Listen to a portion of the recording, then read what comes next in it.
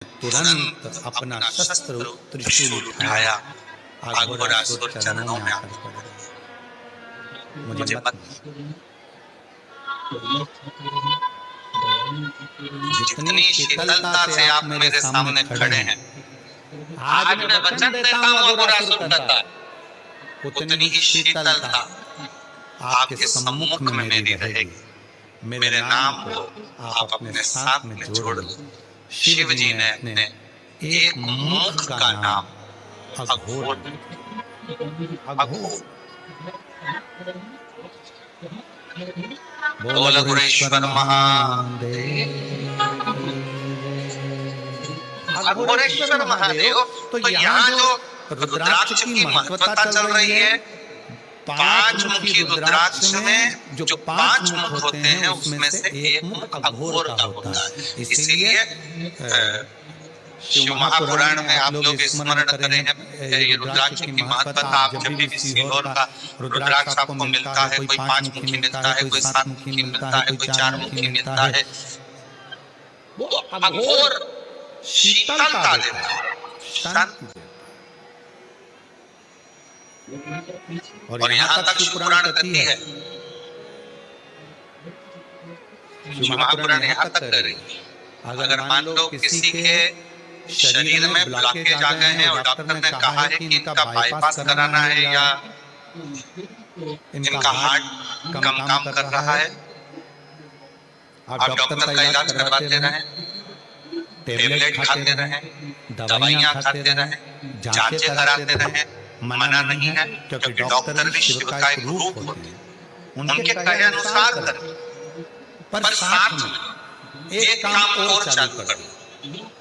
मान लो कल बाईपास होना है, कल ऑपरेशन होना है, आज से एक बेलपत्री शिव जी पे चढ़ाएं और बेलपत्री की डंडी, चाहे आप कहाँ खड़े हैं, बस जहां आप खड़े हैं, बेलपत्री की जो डंडी है उस डंडी का मुख अपनी ओर रखना और अघोरेश्वर महादेव के नाम से 5 बार जल उस बेलपत्री पर शिवलिंग पर चढ़ाएं, कटोरी में उस जल को झेल कर लिया और अघोरेश्वर महादेव का नाम लेकर उस जल को जिसका बाईपास हो रहा है, हार्ट काम नहीं कर रहा, उसको थोड़ा थोड़ा 5 बार पिला दें और दूसरे दिन फिर डॉक्टर को बोलें कि एक बार जांच करो, बाबा चाहेगा तो उसका हार्ट काम करना प्रारंभ कर दे। अघोरेश्वर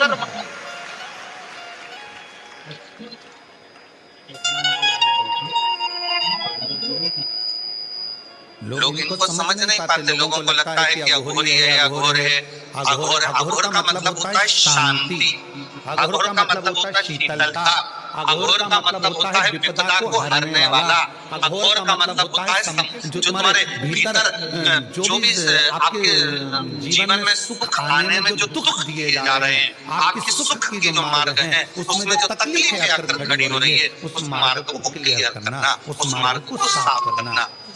तो हमारे शरीर में भी जो मार्ग है, नलियां हैं वो चौक हो रही हैं, उसमें कोई अड़चन आती है तो अघोरेश्वर महादेव का नाम लेकर जल चढ़ाकर 5 बार, या सीहोर का रुद्राक्ष हो, वो भी 5 मुखी ज्यादा होता है सीहोर का रुद्राक्ष, तो वो अगर है तो उसको भी पानी में मिलाकर शिव जी को चढ़ाकर उसका भी जल पिलाएं तो अघोरेश्वर महादेव का स्मरण सुख दे।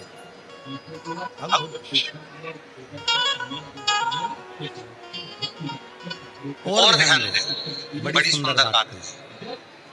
कई लड़के हैं, कई लड़कियां हैं, कई बेटा है, कई बेटियां हैं, कहती हैं हमने एग्जाम दिया पर हमारा एग्जाम, हमारी नौकरी नहीं लग रही है, हमारी नौकरी नहीं लग रही है, हमारी नौकरी नहीं लग रही है। तो मेहनत को 4 गुना बढ़ा, अभी तक जितनी पढ़ाई करते थे उसको 4 गुना बढ़ा, अभी तक जितना परिश्रम करते थे उसको 4 गुना बढ़ा, और फिर एग्जाम के लिए बैठो तो मेरा निवेदन है,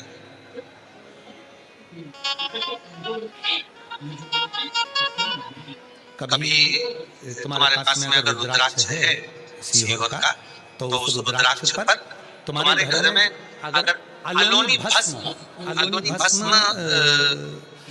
कहते हैं, तुम्हारे यहाँ गोबर के कंडे को क्या कहते हैं?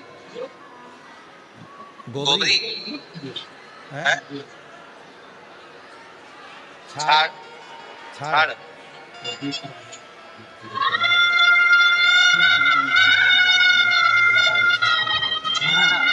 तो गुजरात में उसको छाना बोलते हैं और महाराष्ट्र में गोबरी कहते हैं, हमारे तो कंडा कहते हैं।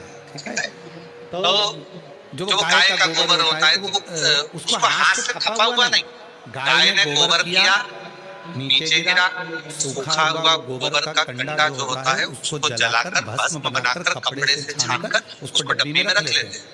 जब ऐसा लग रहा है कि मेरा ये काम हो ही नहीं रहा, अटक रहा, तो सोमवार की अष्टमी जब पढ़े तो वो थोड़ी सी जो भस्म है वो उस रुद्राक्ष पर, पांच मुखी पर अघोरेश्वर महादेव का नाम लेकर चढ़ा दी जाए और उसी भस्म को खाकर, उसी भस्म का तिलक लगाकर यदि कार्य के लिए जाया जाए तो वो कार्य सफल होता ही है।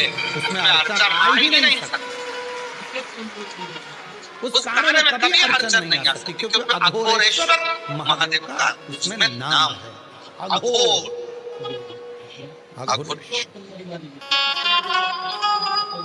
तो दो रुद्राक्ष दुख को, तकलीफ को, बीमारी को, कष्ट को, अड़चन को समाप्त करते हैं। उसमें पांच मुखी में भी इसलिए बोले क्योंकि उसमें अघोर भगवान शिव का एक मुख जुड़ा, Aghoreshwar.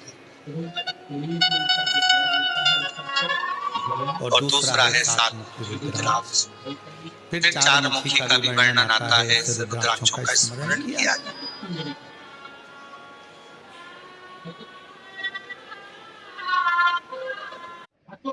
Hi everyone, hope you're doing well. और आज मेरा किचन का प्रोडक्ट डॉक्टर ने कहा कि कमर का बुरिया चले गया है और वो बुरिया खसक गया है, या घुटने का ग्रीस खत्म हो गया है, या घुटने में गैप आ गया है, या कमर में गैप आ गया है और व्यक्ति को लगे कि मैं बैठ नहीं पा रही हूँ, जमीन पर नहीं बैठ सकती, डॉक्टर कह रहा है कि कुर्सी पर बैठना पड़ेगा, नीचे नहीं काम कर सकती, नीचे नहीं बैठ सकती, बुरिया चले गया है, डॉक्टर का इलाज करवाओ, डॉक्टर को दिखाओ, जांचें कराओ, जो बोले वो करो। साथ में एक काम और करो, अशोक सुंदरी वाली जगह पर अशोक सुंदरी वाली जगह पर रुद्राक्ष को रखें। अगर पांच मुखी रुद्राक्ष सीहोर का यदि आपके पास में है तो वो रुद्राक्ष को अशोक सुंदरी वाली जगह, अशोक सुंदरी का स्थान आप लोगों को पहले भी बताया, ये शिवलिंग, ये जलाधारी, ये जल बह रहा है, बीच में जो स्थान है वो अशोक सुंदरी का स्थान है। राइट में गणेश जी, लेफ्ट में कार्तिकेय जी, जलाधारी, पार्वती जी का हस्त कमल, शिवलिंग, शंकर का स्वरूप, शिवलिंग के ऊपर जो जल गिरता है ऊपर से, जया, विषहरा, शामनिवारी, दौतली, देव, शंकर जी की 5 लड़कियां जल गिराती, बीच में अशोक सुंदरी का स्थान।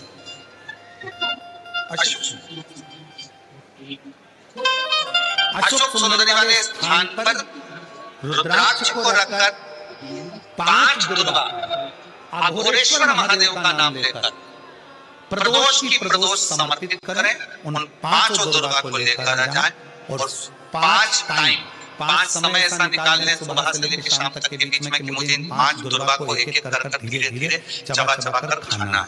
उसको खाना प्रारंभ कर लें, रुद्राक्ष अपने जो बांधते हो गले में रखें या अपने पास में रखें और उस 5 दुर्गा को 5 प्रदोष कर लीजिए और उसके बाद आपकी कमर में जो गैप है या दर्द है या नीचे नहीं बैठ सकते हो, धीरे धीरे धीरे धीरे उसमें आराम लगना प्रारंभ हो जाएगा। वो बुरिया जो है अपनी जगह पर अघोरेश्वर महादेव का नाम ले, अघोरेश्वर।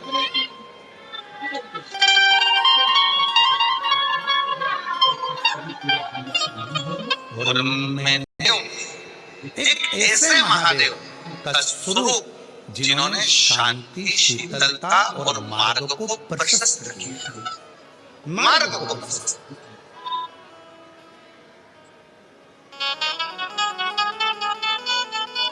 लक्ष्य तक भेजने, मंजिल तक पहुंचाने।